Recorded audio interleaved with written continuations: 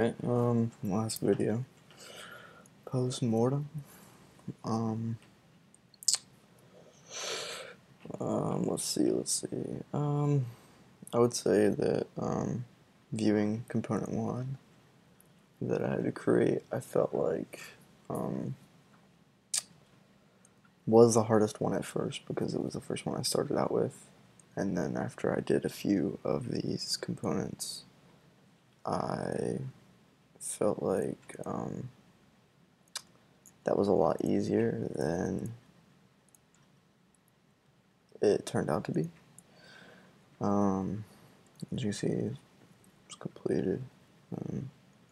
This would be a drop down, these would be drop downs as well. I would say I had a really hard time with the fact that the YouTube page, I really feel like even though it doesn't convey the image like getting started in the compass, it would just be a lot easier just to put an image tag, give this spacing, put this, change the list here, but I know we're coding semantically and this doesn't really convey the image of this, so it has to be a background image.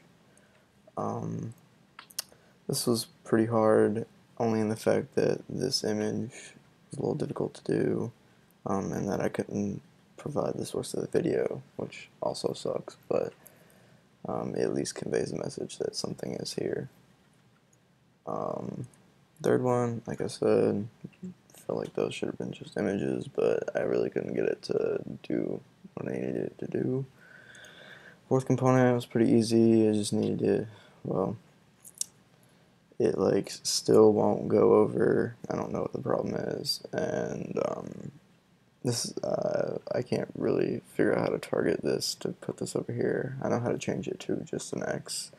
This reset password can just be positioning. This was okay in terms of difficulty. This was pretty easy, I thought. This was the easiest by far. A little bit of positioning and whatnot. The Facebook login, this was pretty easy as well. With a little bit of your help, I figured out that logging and signing up for Facebook is together. It should be together. Imgur contact page was pretty easy. It looks almost similar. This was really difficult. Going back to the third one, it was almost the same concept in a sense, but like these images, I guess I didn't crop them at the right size, but I cropped them exactly, and I can't get these to like space out evenly. Didn't really have enough time.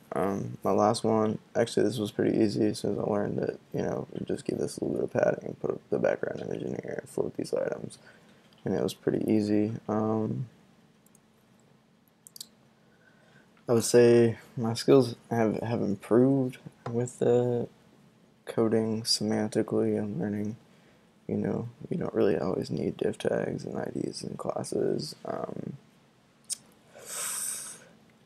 say I've grown exponentially in the sense of I now know how to code semantically somewhat, and it's kind of easier in the sense on the CSS side, but not if you want to keep changing it. It's not like super awesome, but it's still doable. You just have to add like another rule or something like that.